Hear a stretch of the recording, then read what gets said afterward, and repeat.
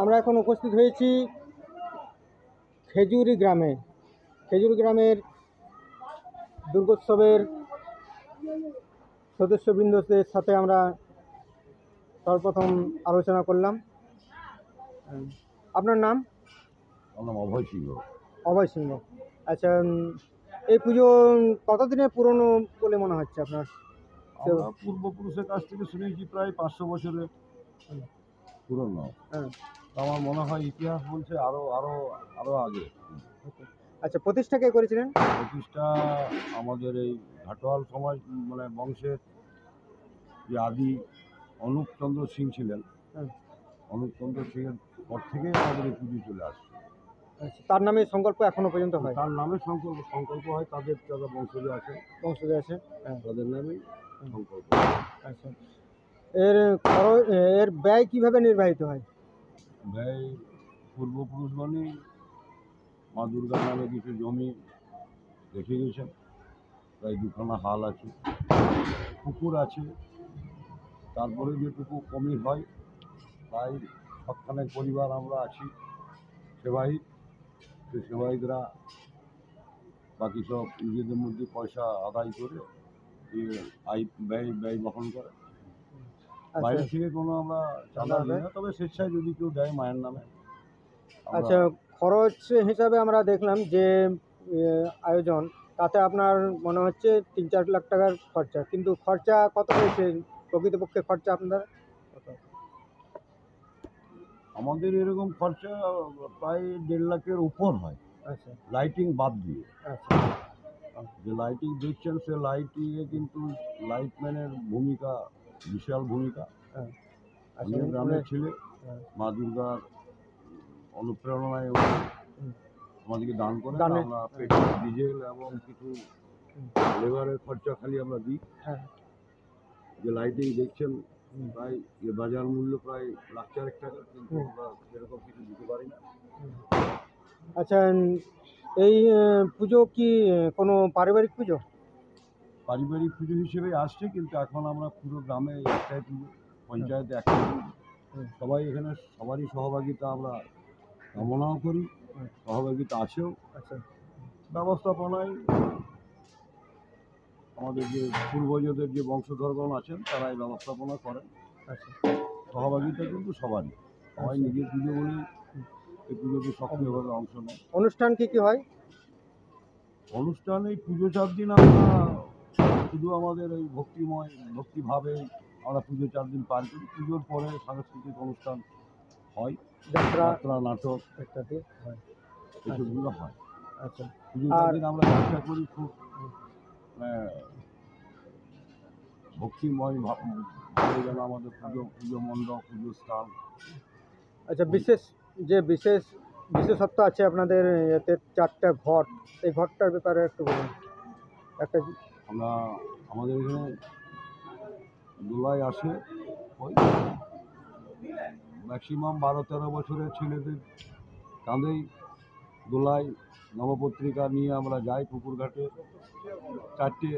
4টে বাড়ি আসে, তাতে 3টে মূল বাড়ি আর একটা তার অগ্রে ঝাড়া বাড়া, প্রায় 250 ফুটোর মাধ্যমে ঝাড়া বাড়া দিয়ে মূল বাড়িগুলোকে নিয়ে আসা হয়, যেটা দেখার মতো। আর গান, সেই সাথে গান, আগমনী গানের মাধ্যমে যাওয়ার সময় বিদায়ী গান দিয়েই আবার যায়। আচ্ছা, বলি প্রথা সম্পর্কে বলুন। বলি আমাদের বৈষ্ণবী মা কুমড়ো বলি হয়, অষ্টমীর দিনে একটাই, নবমীর দিনে প্রায় 40 খানা কুমড়ো বলি হয়, 8 বলি হয়। আচ্ছা, এই যে এই বাড়িগুলো আমরা দেখছি অনেক পুরনো বাড়ি, তো এই বাড়িগুলো সম্পর্কে একটু জানান। এগুলোর কি এগুলো আমাদের পূর্ব বংশধরগণের নির্মিত বাড়ি। এগুলো অতীত থেকে আসা যাওয়া রান্না বান্নার জন্য তৈরি হয়ে আছে। আচ্ছা, তখন খুব পুরনো যুগে তখন মানুষ যাওয়া আসা করতো হেঁটে তীর্থগতি যেতে, সাধু বৈষ্ণবরা থাকতেন, রাত্রিবাস করতেন, সেবার থাকার ব্যবস্থা এখান থেকে হচ্ছে। আমাদের তার জন্য কিছু জমি জমা আছে, এখনো আছে সেগুলো। আচ্ছা, এই সকল তথ্য আমাদেরকে দিলেন, এই জন্য অসংখ্য ধন্যবাদ।